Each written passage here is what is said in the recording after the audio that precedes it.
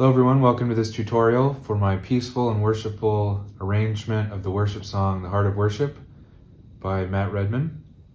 In this tutorial, I'm going to go over any potential trouble spots, offer some solutions on how to overcome those, and offer some insight into my thinking as the arranger.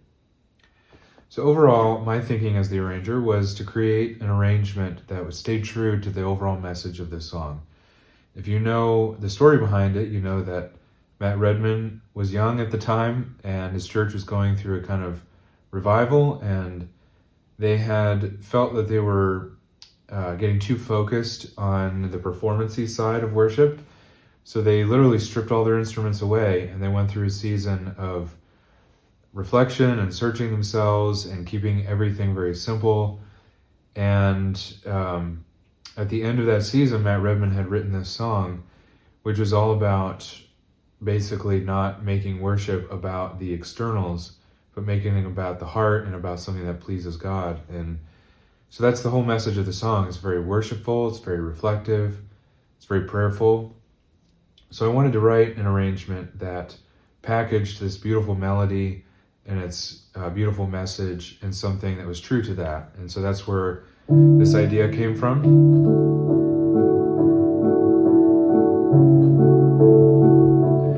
It's not so much a new melodic idea or what you might think of as a typical introduction. It's not playing a part of the melody. It's just sort of creating a mood.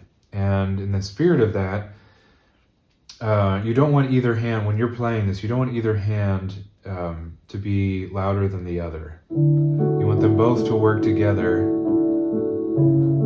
to create this texture. And you're letting the pedal kind of meld those sounds together.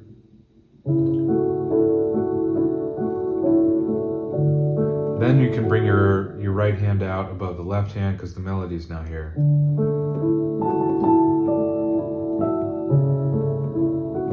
And that presents our first potential challenge, which is that left hand part. The right hand just has the melody. Nothing complicated, nothing additional, no harmony parts, just the melody all by itself. So your left hand does the heavy lifting here. And it has this pattern that picks up on what was introduced at the beginning, but brings it down to just one hand. Like this. As you can see, these top notes are the same in every measure. It's just the bass note that does this walk down and back up. And when you hit to the B note, it's quite a stretch to get from the B to the A to the E. You've got a seventh here and a fifth here. I do put some fingering in there. I suggest to make it as easy as possible to play all of that. But it's definitely the hardest part of this first part of the song. And so you might want to focus on that. You might want to play your left hand by itself to kind of get that pattern, that shape, that movement into that hand before you add the right hand in at the top. You want it to be legato, you want it to be smooth, you want it to be melodic in its own way.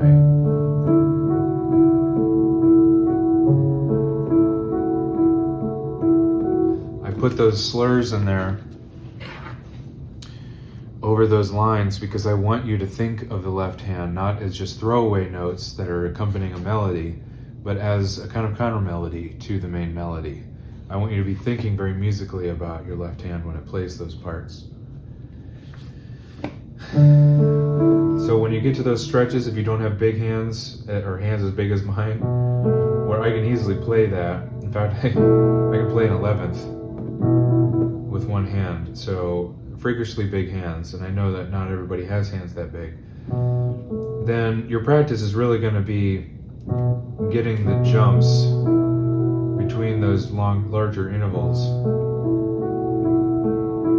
The nice thing is it's really just the jump from the bass note up to the pattern on the top here that is the biggest leap. Because once you go from the B up to this note, then your hand is just sort of sitting up here. See what I mean? Your left hand is just hanging out here, and it's just this note. You might, if your hands are just really small and this is proving to be a challenge, you could just play the bass note with the pedal down, and then hop through pinky from that bass note up to the bottom note here. Obviously the danger there is that when you're leaping back up and leaping back down, that you're gonna miss those notes, so you'd have to pay close attention there and definitely want to work on that. Okay, moving on. Everything's pretty self-explanatory. I do want to draw out at measure 16. You have this moment, and it's not the only moment like it. There's also one at measure 20, and then it happens later on in the song where you have like these filler melodies. So there's a whole measure here where there's not a normal melody. Is not what you have required, 2, 3, 4, 1. That's a whole space. So I put in a little counter melody.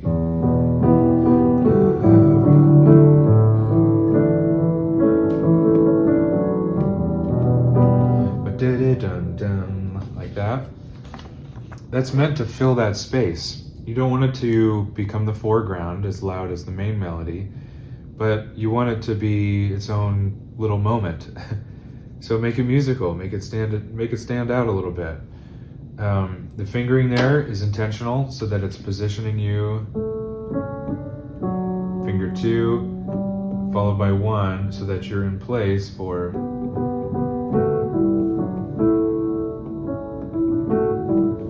the following measure.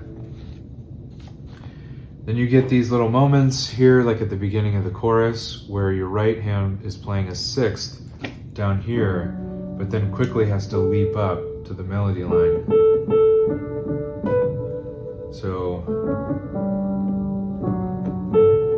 like that. You're doing that kind of movement. My best suggestion, if you're having trouble with that, is to just do what I just demonstrated. Zero in, like you're magnifying into that little moment, and just go back and forth. Try to, as you're doing this, and you feel comfortable with it, lift your head up and don't look at your hand. You can close your eyes, you can put a book in front of your eyes, whatever.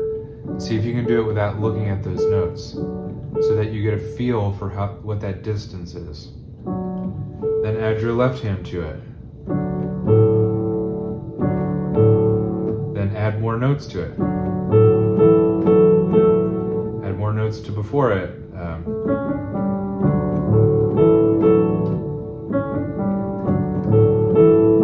Like that.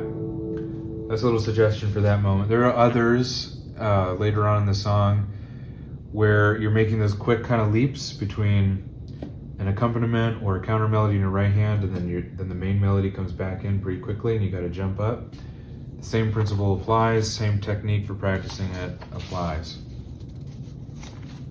When you get to the second verse at measure 33, I have a little marking here to bring out the melody, and that's because your right hand is sharing the accompaniment with the left hand while also playing the melody.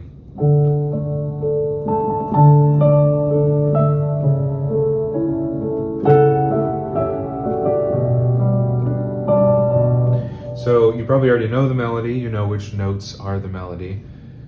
You can also look at where the words are and under which notes those words land, so you'll know that like this is a melody note but this isn't, and this is a melody note but these aren't.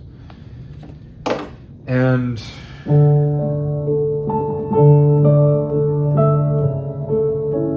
so those accompaniment notes in your right hand should be the same volume as your left hand, while the melody notes are louder and stand on top volume-wise from all the other notes. And if that's a new technique for you, it's a common technique as you get more advanced in your piano playing. Your right hand isn't just going to be playing melody, it's also going to be playing other notes, but you want to have the control in your hand where you can play the melody louder than those accompanimental notes. Excuse me. So the best way I know how to practice that,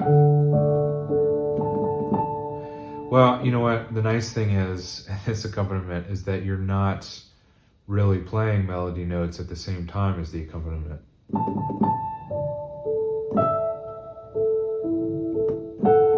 So really, it's not that difficult. You just want to be conscious of it. can exaggerate it. I can guarantee you that if you go to play it for other people, it's not gonna, and you try to exaggerate those differences, it's not gonna feel as exaggerated to your listeners as it does to you, because you're much more aware of what you're doing or trying to do. So don't be afraid to exaggerate it.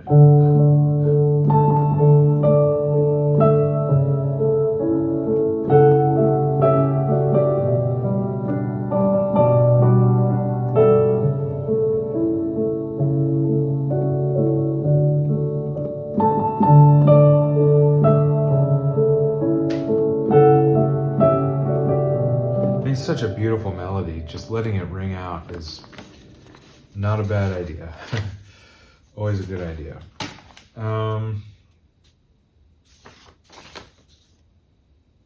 Yeah, honestly, I think that's about it. Everything else, self-explanatory. I try to put fingering in there where it's helpful. Oh, there's one other thing. At a few spots, you will see this little bracket.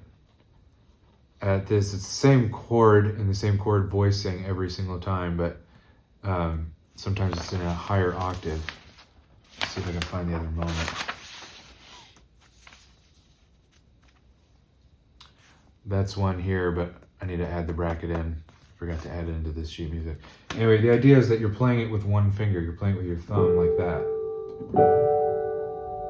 So that's how you play it. It's very easy to do. You don't need big hands to do it. You're just landing your thumb kind of at a sideways angle so that you're hitting both notes at the same time. All right, I hope that was helpful.